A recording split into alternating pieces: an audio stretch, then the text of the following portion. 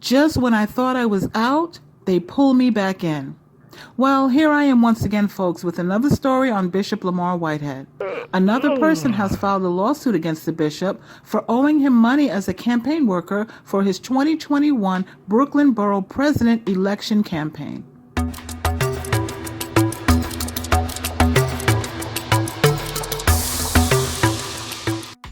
First, I want to thank Pam from Pam.Esq-The Law Intellect for highlighting this article written on the bishop on her channel and interviewing the actual campaign worker, Yves Andre, who gave so much more insight on how the bishop recruits people into his world of non-payment and broken promises. A link to her video with the full interview will be in the description box. So welcome to Stay Tuned, where I follow and report on stories that are constantly updating in the news and online because most of the times the characters involved are a hot mess. Well, it's only been a few days and there is already more breaking news about a new lawsuit that has been filed against Bishop Lamor Whitehead. If you don't know who Bishop Lamor Whitehead is, you can look back at my earlier videos to find out who this man is and why he is constantly in the news. But I will say he is the bishop whose church was robbed while live streaming a little over a month ago. So in an article by Hellgate, Yves Andre, 38, worked on Bishop Lamor's unsuccessful 2021 campaign for Brooklyn Borough President as the voter outreach director.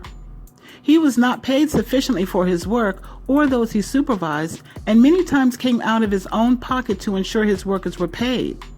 This constant cycle of slow and non-payments resulted in an accumulation of debt over time that was never fully reimbursed to Yves Andre during the campaign nor after the campaign. According to Hellgate, Yves Andre said, quote, "I was putting everybody on my own Cash App," Andre said. "I was caught up in a situation with frustrated workers where someone had to pay them for their work. The paychecks were late, so I paid them myself," end quote. Hellgate reached out to Bishop Lamor to talk to him about Yves Andre's claims, and in typical Bishop Lamor fashion, he brushed the allegations off, claiming he doesn't know Yves Andre. He accused him of clout chasing and categorized him as being another person who was trying to get money from him. Now, the backstory for how Yves Andre met the bishop is very interesting, considering he says he doesn't know him, like Mariah Carey said about J-Lo in the past. In 2021, Yves Andre saw the bishop riding in one of his luxury vehicles in Brooklyn. A conversation between them ensued, and the bishop promoted his campaign to become the next borough president and asked if he wanted to work the campaign. They exchanged contact information for the purposes of Andre working on the bishop's campaign, and that is how they met. Yves Andre was able to make this commitment at the time because he had two businesses that were suffering due to COVID. One was a juice bar, and the other business is a record label. And they actually did a music video for Bishop Lamor's campaign with Bishop Lamor in the video. The first line in the beginning of the video, spoken by the rap artist, says, "2021 Borough President, let's get it." The rapper pays respect to Arthur Miller, Bishop's late father. Then he says, "Bishop Lamor Whitehead, you heard?" But according to Bishop, as he stated, he doesn't know him. Yves Andre had many responsibilities as voter outreach director, including planning events, handing out campaign materials, being on call for the bishop, as well as supervising his workers. Meanwhile, he was constantly getting the runaround about payment, although Bishop himself was very demanding. According to Hellcat, quote, "He told me not to worry because the city was going to double each contribution through matching funds, so he'd have a lot more money soon," he said. "He's a bishop. I just thought his word was his bond," end quote.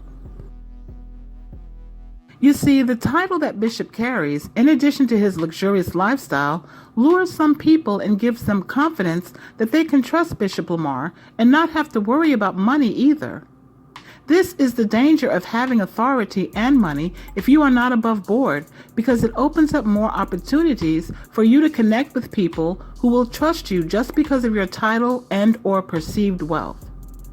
Yves Andre was paid $3,000, but that amount did not cover the full debt, and there is a balance of $7,000 for wages and unreimbursed expenses.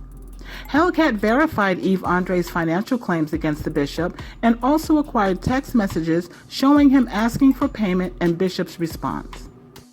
Looking at the text message on the screen, at the top, you'll see Yves Andre had sent Bishop a text message with an invoice for the money he was owed.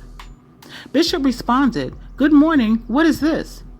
Yves Andre says, "That's the invoice from the last payroll for the last week of the campaign." Bishop says, "Campaign is over, and I don't know what you want me to do with this. You are sending me this almost 4 months after." Don't you hate it when people tell you they don't know what to do when they owe you money? Where's the confusion? And if you owe me money in May, you still owe me money 4 months later in September, and Andre was just giving him time to pay. According to Hellcat, quote, Andre has now filed a summons in Kings County Supreme Court against Whitehead, the first step a plaintiff needs to take in a lawsuit. Andre is seeking $50,000 for the missed payments as well as damages for pain and suffering, end quote.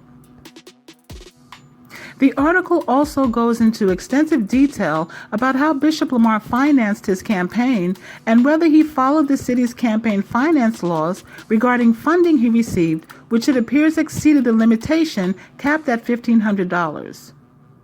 The article states that he received a single payment for $150,000. He also received $57,518 in contributions, of which only $21,000 came from small contributions from Brooklyn residents. And in order to be eligible for the city's public finance matching program, that figure would have needed to be at least $50,000. Bishop Lamor also received 2 loans to finance his campaign, one of which came from him, and the other one was the $150,000 mentioned earlier. But the question is whether this loan was paid back to the source, because a loan made to a campaign has to be paid back by Election Day, otherwise it defaults to a contribution, and contributions are capped at $1,500 as stated before. Bishop Lamor was asked about the $150,000 loan at a press conference he had shortly after the church robbery. But he answered once again in classic Bishop Lamor fashion and essentially said the loan information was incorrect and all loans had been paid back. If it is found out that this loan was not paid back and defaulted to a contribution, Bishop Lamor would be subject to a monetary penalty. But the Finance Board is extremely busy, so if any penalty is ever assigned, it may take years. Bishop Lamor did manage to pay some campaign bills, including a $64,000 fee to a consulting firm.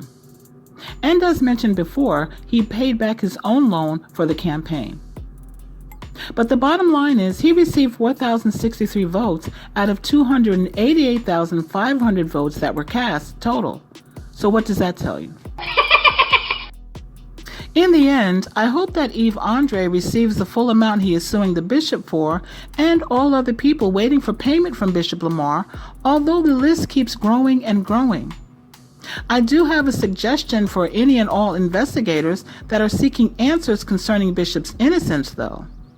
It's the same old school tool I have mentioned before that they should use on Jussie Smollett as well to find out who the real culprits are in their cases. A good old-fashioned mirror, folks. That would help us to solve this case. Pointed at Bishop Lamor Whitehead.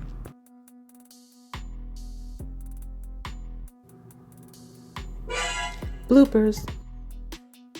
Hellgate reached out to Bishop Lamor,